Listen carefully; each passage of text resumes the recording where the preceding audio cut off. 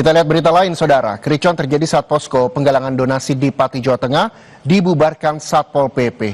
Posko penggalangan donasi sebagai bentuk protes kenaikan pajak bumi dan bangunan perdesaan dan perkotaan atau PBBP 2 sebesar 250%.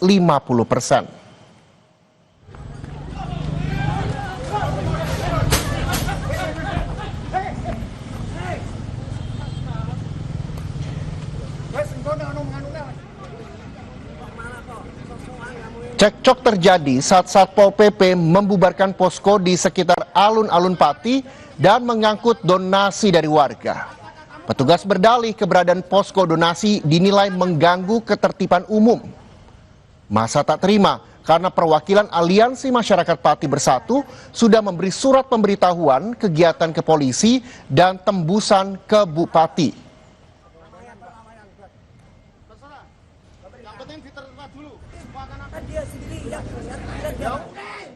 Sebentar. Ya banyak ini. Aku itu milik warga Pati kau rampok. Oke, kau curi. Maling. Masa yang tak terima barang donasi disita mendatangi kantor Satpol PP Pati. Mereka adu mulut dan saling dorong, memaksa masuk ke kantor untuk bertemu Kepala Satpol PP, namun dihalau polisi. PLT Sekda Pati kemudian menemui massa dan menjelaskan alasan pembubaran posko. Setelah negosiasi panjang, pihak Satpol PP Pati berjanji akan mengembalikan barang donasi ke posko. Kemarin beberapa hari kan kita biarkan. Ya. Harus konsolidasi. Kemudian kita tertibkan.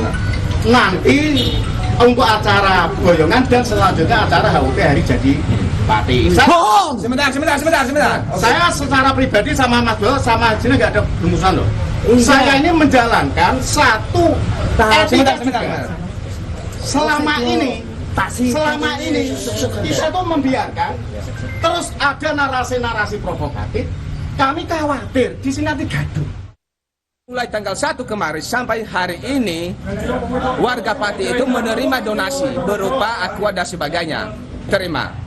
Nah tiba-tiba Satpol PP datang, nggak membawa surat tugas, enggak mereka melakukan bukti penyitaan apa aja item-item barang-barang ini. Sehingga akhirnya saya datang, saya tanya Kepala Satpol PP siapa. Nah mereka mengatakan lagi rapat-rapat sampai saat ini belum teko-teko. Akhirnya warga mengambil kesimpulan segera barang itu dikembalikan dibanding kita melapor. Karena apa? Jelas kalau kita lapor ini tindak pidana pencurian.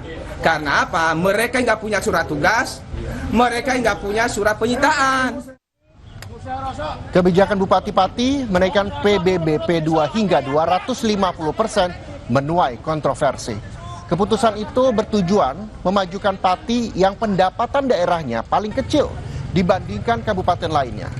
Aliansi Masyarakat Pati Bersatu berencana menggelar demo pada 13 Agustus untuk menolak kebijakan tersebut. Bupati mempersilahkan massa untuk berdemo, namun mengaku tidak akan mengubah keputusan. Ada apa yang akan informasinya itu Pak, itu daya gundul, silahkan lakukan. Jangan hanya 5.000 orang, 50.000 orang suruh ngerahkan. Saya tidak akan gentar, saya tidak akan merubah keputusan, tetap maju. Dan saya instruksikan semua aparatur pemerintah Kabupaten Pati tidak boleh ada bergening apapun dengan Yaya Gundul. Dan silakan kalau mau ada pihak-pihak yang mau demo silakan. Saya tidak akan gentar, tidak akan muncul suatu hal. Yang saya lakukan adalah yang terbaik untuk pembangunan Kabupaten Pati, yang terbaik untuk rakyat Kabupaten Pati.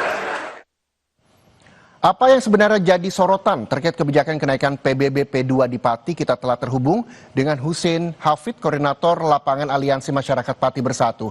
Selamat sore, Mas Husein. Mas Husein, setelah kejadian... Selamat sore. Iya, Mas Husein, setelah kejadian pembubaran posko kemarin, apa barang donasi sudah dikembalikan? Dan apakah posko penggalangan donasi juga masih beroperasi hingga sore ini? Ya, alhamdulillah kemarin waktu selesai negosiasi, barang-barang dikembalikan dan ada juga yang kerusakan itu diganti sama Satpol PP, dan hari ini masih berjalan dengan lancar, donasinya di depan kantor Bupati. Oke, posko penggalangan donasi juga masih beroperasi hingga sore ini. Nan, bagaimana sebenarnya tanggapan masyarakat di sana soal kenaikan PBB P2 sebesar 250%? Tanggapan masyarakat di sini itu semua masyarakat pada menolak, Pak. Dari bawah sampai atas pada menolak semua. Karena gini loh, kalau NJOP naik itu kan minimal 20% dan maksimal 100%. Kan ini malah lebih dari 100%. Kan kena pasal pelanggaran perda ini, Pak. Dan sebenarnya apa alasan Pemkab menaikkan pajak hingga hampir 3 kali lipat ini yang Anda ketahui? Bilangnya sih mau perbaikan jalan, pembangunan, laba pembangunan. Tapi kan yang asli kan itu kan udah ada anggaran yang dari mana itu kan pasti ada, Pak, gitu loh. Nggak usah naikkan pajak langsung segitu banyaknya. Ya, jadi yang Anda ketahui, Pak Husen, seperti apa memang perhitungannya? Ya, perhitungannya yang aku ketahui ya dari kemarin dapat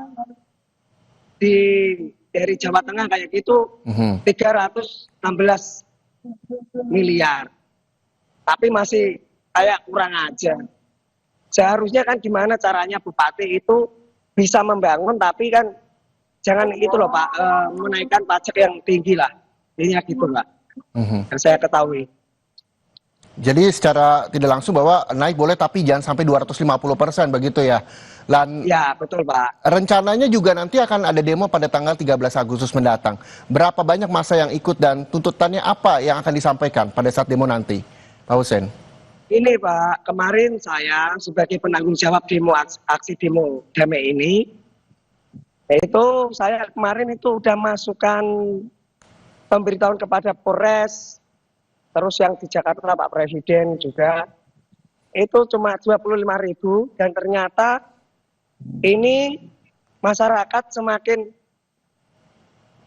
tersulut marah Pak sama Bupati-Pati karena dia udah menantang masyarakat, Pak. Tantangan seperti apa yang disampaikan dan hingga membuat masyarakat ini marah begitu? Ya, tantangannya seperti bilangnya dikira 5.000, 50.000 saya nggak akan gentar.